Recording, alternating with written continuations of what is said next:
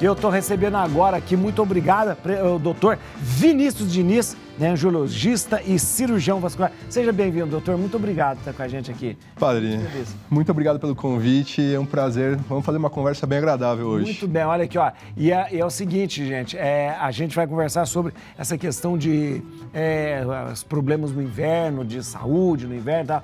Angiologista trata dos vasos, né? É isso, né? Sim, exatamente. Sou cirurgião vascular, angiologista. Realmente a gente vai cuidar da saúde cardiovascular, a circulação, sim, como um todo. Quando a pessoa fala, tô com problema na circulação, isso é coisa do angiologista, né? Exatamente. Assim, a circulação periférica, principalmente, né? A circulação do coração, propriamente dita, é mais específico do cardiologista. Porém, o vascular, o angiologista, vai cuidar da circulação periférica extracraniana. Então, toda essa parte... Extracraniana, não na cabeça, né? Toda a parte da circulação é nossa, padre. É interessante. Muita coisa para conversar. Vou mandar um abraço para sua mãe, sua mãe está assistindo a gente? A mãe é minha avó. Dona Sinira! Deus abençoe a senhora, dona Sinira. Deus abençoe. E a dona Eufrásia também, que é a mãe do doutor, também está assistindo a gente lá, tá? Bom, a gente vai ver um VT, doutor, que a gente preparou para a gente conversar. Vamos ver aqui. Fundi, chocolate quente, festa junina. O frio tem suas vantagens, mas também requer atenção redobrada com a saúde. No inverno, além das alterações de temperatura, temos uma redução na umidade relativa do ar e aumento da poluição do ar. Portadores de problemas ósseos, atletas que se arriscam a sofrer mais contusões, pessoas que têm doenças respiratórias como asma e bronquite, ou doenças cardíacas, são exemplos de quem sofre quando os termômetros ficam lá embaixo. É também nessa época que, infelizmente, temos o aumento de infartos e do AVC, acidente vascular cerebral, o que pode ser fatal. Com o frio, é comum diminuir ou até parar com a atividade física, consumir mais alimentos calóricos e bebidas alcoólicas. O resultado é o aumento de peso e sedentarismo, dois importantes fatores de risco para várias doenças que podem ser evitadas. Acompanhe agora o nosso papo para saber mais sobre como se prevenir neste inverno.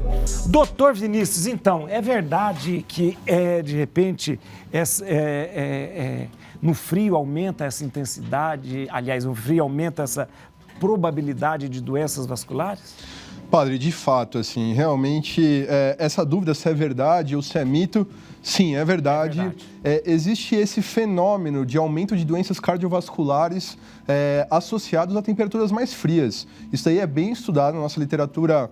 A primeira vez que tem trabalhos sobre esse assunto desde 1930 e realmente, assim, ainda é um fenômeno, porque é algo bem complexo e acontece no mundo inteiro de maneiras diferentes em diferentes países também. Mesmo nos países mais frios também acontece isso? Exatamente. Nos países mais frios ou nos países mais quentes, a questão é, no frio, realmente existe uma piora das doenças cardiovasculares, tanto o AVC, quanto o infarto, como a doença arterial periférica.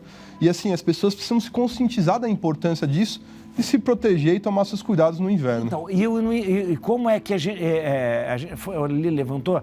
Porque às vezes aumenta a obesidade, aumenta também a falta de exercício, diminui a prática de exercício. É por esses fatores, será, doutor? Assim, existem alguns fatores que a gente chama de confusão quando você vai analisar a população como completo, né? Então, por exemplo, no frio, a gente come mais, a gente come alimentos mais gordurosos. A gente fica em ambientes mais fechados, isso é algo importante, porque infecções respiratórias também vão atrapalhar a nossa saúde cardiovascular. A questão de atividade física, a questão da poluição. Então chove menos, entende? Também tem isso, o tempo fica mais seco, é verdade. O tempo fica mais seco, então são vários fatores, mas assim, morando em diferentes locais do mundo, você percebe essa alteração. Quando o senhor diz assim, a gente precisa saber evitar, o que é esse saber evitar? A prevenção disso tudo, o que é, doutor? A prevenção disso é muito importante. Então, assim, realmente, alguns cuidados no inverno que devem ser tomados. Primeiro, gente, quando fala assim, vamos nos agasalhar, realmente, luva, cachecol, principalmente quem tem mais de 65 anos, comorbidades, entende? Isso daí é muito importante, não é algo que deve ser não levado em consideração. agasalhar direitinho, realmente manter a prática de atividades físicas. Manter mesmo. O controle da pressão, o controle do colesterol, né, que aumenta também, é uma questão sazonal. Os fatores principais associados realmente a essa doença, teoricamente, seria o aumento da pressão arterial no frio, realmente o aumento de infecções respiratórias e alterações hormonais e hematológicas do nosso próprio organismo. De AVC, doutor, aumenta o número de AVC também? AVC também, AVC, infarto. AVC tem 2 tipos de AVC? Como que é? Que tipo? Sim, exatamente. Assim, o AVC, os 2 tipos de AVC principal é o AVC isquêmico e o AVC hemorrágico, certo? O AVC isquêmico a gente pode entendê-lo como um entupimento de uma artéria, certo? E o AVC hemorrágico seria o sangramento da artéria por algum motivo, né? E aí a gente muda o nome. É mais sério o AVC hemorrágico? Ambos têm a sua seriedade e assim, tem que ser individualizado, né? Mas de fato o hemorrágico muitas vezes ele é um pouco mais grave. Você tinha falado que o número de doenças cardiovasculares, mas a questão do infarto aumenta também com esse tempo mais frio. O infarto também. Existe um fenômeno, né, que todos nós já percebemos ali no nosso dia a dia, que no frio ocorre uma vasoconstrição, que é quando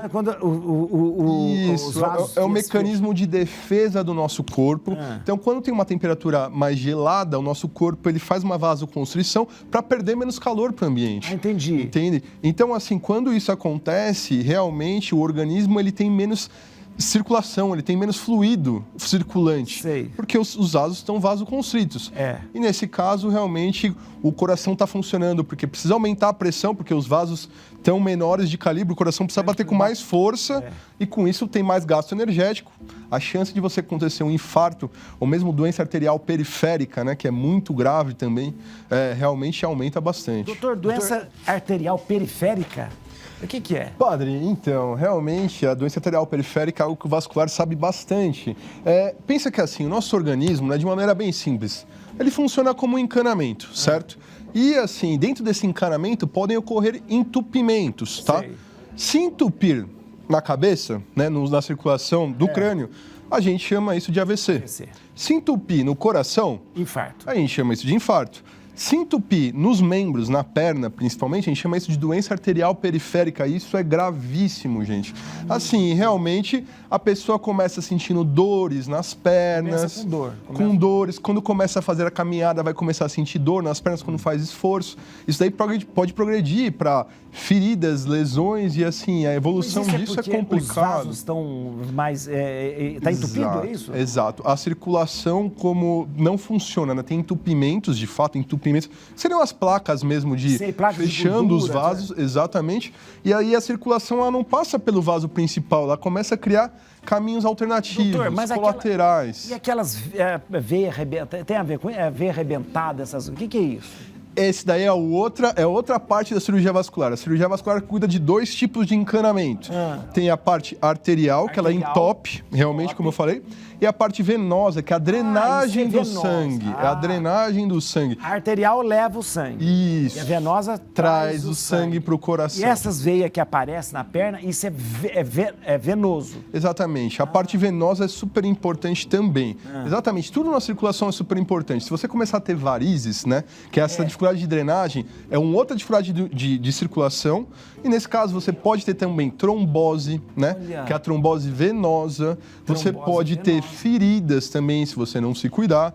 E realmente ela acaba prejudicando a circulação como um todo. E assim, a saúde vai deteriorando. Então tem que se cuidar mesmo. A gente vai ver agora algumas dicas para evitar essas doenças de inverno. Veja aí no VT, olha aí. Vamos lá. Esse ano já estamos combatendo muitos problemas respiratórios, uma vez que as medidas contra a Covid são semelhantes às que devemos tomar no inverno, que são manter a higiene doméstica, deixar os ambientes bem arejados, proteger o nariz e a boca com o antebraço ao espirrar ou tossir, não tocar olhos, boca ou nariz após contato com superfícies, lavar as mãos constantemente ou limpá-las com álcool gel 70%, evitar fumar, beber água para se hidratar, ter uma alimentação balanceada com frutas, legumes e verduras, e se vacinar quando chegar a sua vez, tanto para a gripe quanto para a Covid. Tomando esses cuidados, você diminui as chances de ter algum problema respiratório e de transmiti-los para alguém. Interessante, os cuidados básicos. Depois que a gente teve a pandemia, a gente ficou meio expert nesses cuidados, né? Lavar a mão, usar máscara, essas coisas. A gente viu como que uma doença respiratória pode atrapalhar muito a nossa saúde cardiovascular, né? Quantos casos de Covid evoluíram com trombose? Então, tudo que a gente falou, ligado, né? As infecções respiratórias também acometem a nossa saúde cardiovascular, porque elas causam uma inflamação no organismo, né? Uma inflamação nos vasos, muitas vezes. Quando a gente fala dessas doenças cardiovasculares, a gente logo liga muito com a pessoa mais idosa. O mais jovem, uma jovem criança, pode também ser acometido, doutor? Sim, exatamente. Esse daí é um ponto importante. Existem pessoas que realmente têm uma questão genética envolvida, né? E elas acontecem de... a doença, o nome específico chama-se fenômeno de Raynaud. É um fenômeno que você, no inverno ou situações mais estressantes, você acaba ficando com cianose, que seria aquele roxinho nas... Então, assim, mas as pessoas têm esse roxo tão intenso, mas tão intenso que formam feridas nas pontas dos dedos. Então, necessariamente, o frio não acomete só o idoso, não. Acomete também a pessoa mais jovem que tem esse tipo de problema. Mais uma vez, a questão de agasalhar é agasalhar mesmo. É o tratamento melhor para a doença. Melhor para tratamento, é isso. Né? Agora, dor muscular, eu faço sentir mais no frio, é verdade isso? Assim, a questão da dor muscular, ela está associada com toda a parte da circulação, né? Realmente, assim, você tendo uma circulação prejudicada, sua recuperação também é prejudicada. Então, caso você faça um esforço, o atleta é mais comum ele ter lesões no frio. No frio. Por quê? Porque realmente a recuperação dele, ele tem menos sangue circulante. Sei. Então, realmente, a chance de ele ter uma lesão fica um pouco maior. Tem uma pergunta, professor, agora, vamos ver lá. Existe idade para ter um AVC? Bom, assim, realmente a vida a gente acha que tem algumas lógicas, mas assim, a gente, isso está no nossa maneira de pensar, mas não existe tanta lógica assim. Realmente, pessoas mais jovens podem ter AVCs, né? Por inúmeros fatores. O AVC é uma doença muito complexa, a gente poderia discutir isso daqui, enfim, infinitamente, inclusive, a respeito da doença. Mas pessoas mais jovens ou pessoas mais velhas podem sim ter a doença, por isso, realmente, tendo algum tipo de dor de cabeça, tendo algumas alterações visuais, é importante procurar sim um neurologista e fazer o acompanhamento médico, gente, fazer esse segmento, porque uma situação como essa, às vezes, infelizmente, é irreversível, né? Doutor, a questão do aneurisma, hoje eu estava conversando com o Rodolfo hoje, né, teve uma tia, né, uma tia que com 54 anos teve um aneurisma da aorta na abdominal. Certo. Isso é uma coisa, é uma pessoa nova para ter um aneurisma. Né? E foi fatal, ela morreu. Assim, o aneurisma é um ponto que o cirurgião vascular, assim, é um dos focos da cirurgia vascular, é só o tratamento do aneurisma, né? O aneurisma, o que é? Vamos fazer as pessoas entenderem, educação é saúde.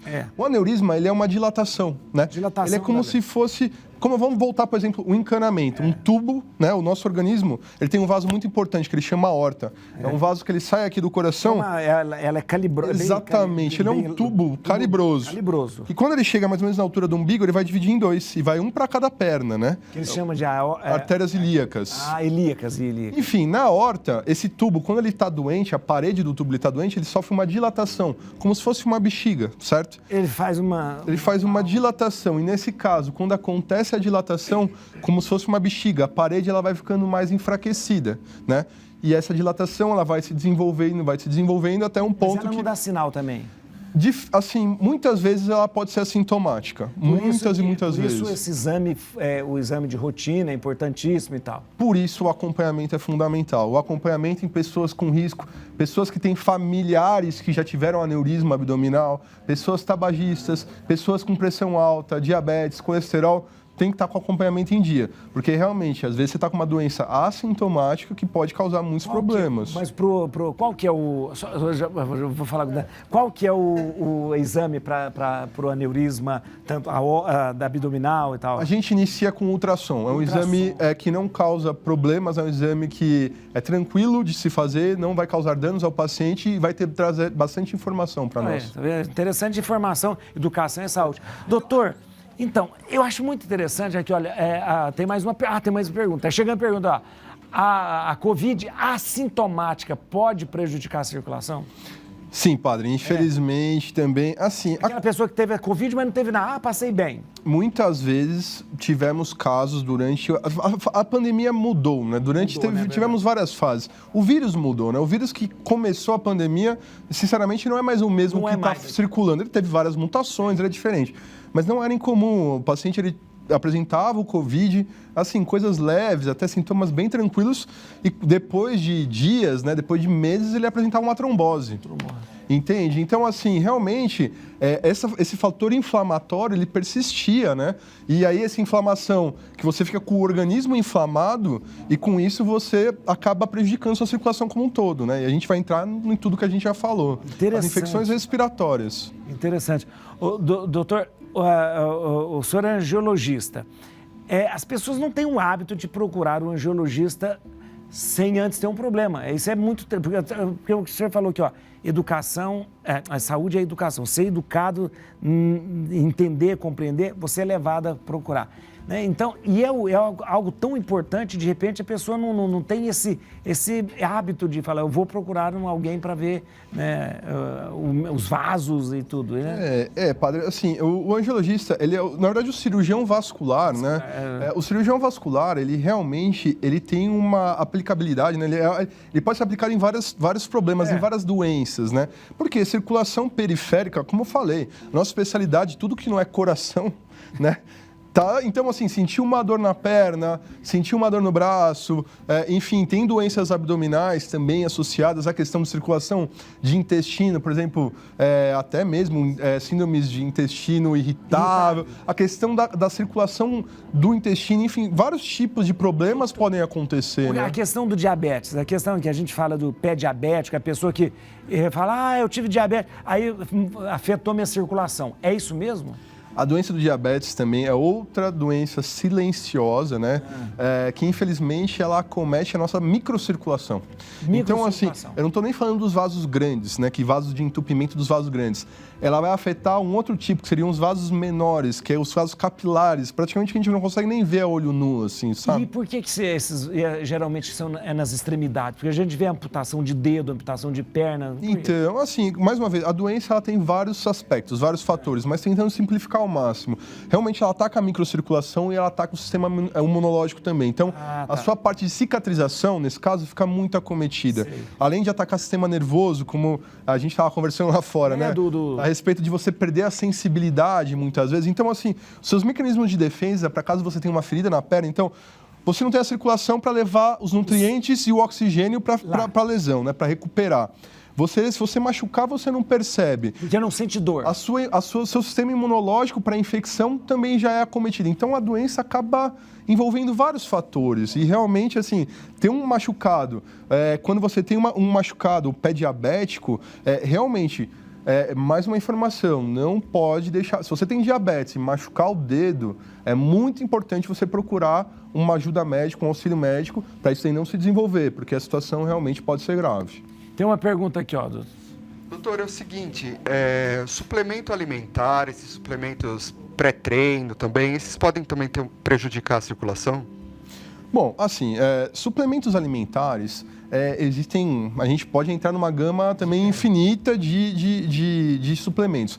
Existem alguns suplementos que seriam associados, enfim, eu estou falando suplementos mais comuns, assim, né? Que poderiam ser estimulantes, por exemplo, associados à cafeína, enfim, para estimular. Esses daí, se você tomar sempre, pessoal, sob orientação médica, com um nutricionista, com alguém te apoiando, isso daí não costuma ocasionar maiores problemas. Existem alguns que a gente não pode falar de suplementos, mas seriam mais anabolizantes. Anabolizantes, Esses casos, realmente, você tem uma alteração hormonal, você vai ter aumento de colesterol, aí você vai desencadear toda uma cascata que pode dar problemas, principalmente cardiológicos. Né? Então, assim, realmente, sempre com orientação médica, sempre fazendo as coisas conjuntos, né? Fazendo uma monitorização com exames laboratoriais. Isso vai evitar de você ter maiores problemas. Muito bom, muito bom, muito bom. A questão eu acho interessante porque a gente vê muito dessa coisa do diabetes, afetando circulação, afetando às vezes perna e tal. Geralmente esse problema do pé diabético, a gente fala pé diabético, mas não tem mão diabética, por quê? Interessante pergunta, muito boa pergunta. A questão do pé diabético, realmente, ela está associada por N fatores, assim, mas também o pé diabético, a parte neurovascular dele tem um funcionamento diferente. Então, assim, uma ferida no pé, a chance dela de cicatrização é muito diferente de uma ferida na mão, no diabético. A circulação do pé é muito mais prejudicada, a microcirculação. Então, realmente, a gente acaba subdividindo numa atenção especial para o pé diabético, porque realmente, nesses casos, o paciente diabético é mais grave. A questão de... A gente tá tão bom a conversar com o doutor, mas só para questão que o pessoal fala assim, eu fico muito tempo em pé, aí arrebenta minhas veias, tudo. É verdade isso? Vamos falar um pouquinho de varizes também. Assim, já abordamos vários assuntos da cirurgia vascular, para você ver como que um resumão de muita coisa. Exatamente. Varizes, ela está associada a duas coisas. Uma coisa é a sua genética. Minha genética é para varizes. A minha é. Se você tem familiares com varizes, então, assim, realmente vasinhos, você tem uma predisposição a ter varizes, isso daí é uma condição muito importante. A segunda condição das varizes é os hábitos de vida. Isso daí a gente fala dos nossos hábitos de vida modernos, entendeu? Sim. A gente fica muito tempo de pé, a gente fica muito tempo sentado. É como se o nosso organismo evolutivamente não fosse... preparado, né, adaptado para essa vida maluca que a gente leva, né? É muito intenso, né? É muito trabalho o dia todo, chega em casa, lava a roupa, lava a louça, deita, acorda e trabalha o dia todo. Enfim, isso daí ao longo de anos vai causar uma sobrecarga na circulação venosa, na drenagem, vai causar uma dilatação e isso daí vai causar nas varizes. Então, assim, realmente a variz associada à genética e aos hábitos de vida. A sua genética, padre, o senhor nasceu com o seu DNA e vai morrer com o seu DNA, entendeu? Você é isso, né? A gente não consegue modificar. Mas seus hábitos de vida a gente pode melhorar. Então, realmente, repouso, pernas pro alto, atividade física. Parece bobo, mas não é. Então, perna pro alto, sempre que possível, né? Quem tem varizes, atividade física, controle do peso, uso de meias elásticas, tudo isso daí. Meia elástica também, que beleza. Olha, gente, tem tanta coisa pra gente conversar. Eu queria agradecer muito. Quero dar aqui o contato do doutor, muito obrigado. Nossa, mas a gente pode Padre, ficar aqui, da tarde até a noite, porque eu tinha um monte de coisa para perguntar aqui, ó. Deixa eu perguntar aqui, você pode seguir no Instagram, atenção, @SBACVSP, Sociedade Brasileira de Angiologia e Cirurgia Vascular, São Paulo, né? Sim, senhor. É @SBAVCSP. Ou então, o site www.sbacvsp.com.br ou no Facebook você pode curtir SBACVSP. Você pode entrar lá no Facebook e todas essas informações, toda essa formação importante. Muito obrigado. Mais uma vez, um abraço para Dona Sinira e Dona Eufrásia aí que está assistindo a gente aí. Deus abençoe, parabéns pelo filho e pelo neto. Muito obrigado, doutor, muito obrigado mesmo. Padre, mais uma vez foi um prazer, uma conversa muito agradável, muito assunto para conversar. As pessoas têm que entender os problemas, entender, e aí sim a mudança de vida vai ser muito mais fácil. Muito bom. A gente vai encerrar o programa, né? Agora, obrigado a todos vocês por passar esse momento com a gente, muito gostoso. Eu vejo você amanhã, ao meio-dia, no Rosário da Vida, hein? E 3 horas da tarde, aqui no Bendita Hora. O Padre Lúcio vai estar apresentando amanhã às 3 horas, porque eu vou estar celebrando a missa e procissão de Corpus Christi. Fica com Deus, Deus abençoe você.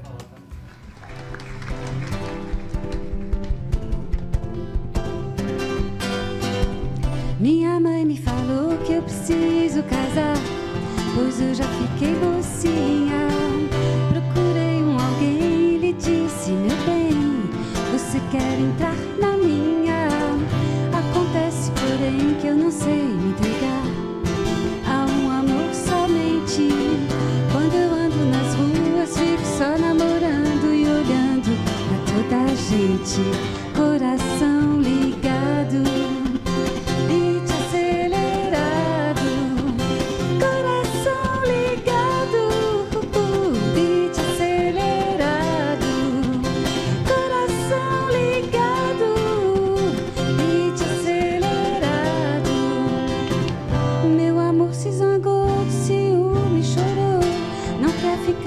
ao meu lado. E hoje eu sigo sozinha, sempre no meu caminho, solta e apaixonada, coração ligado. Beat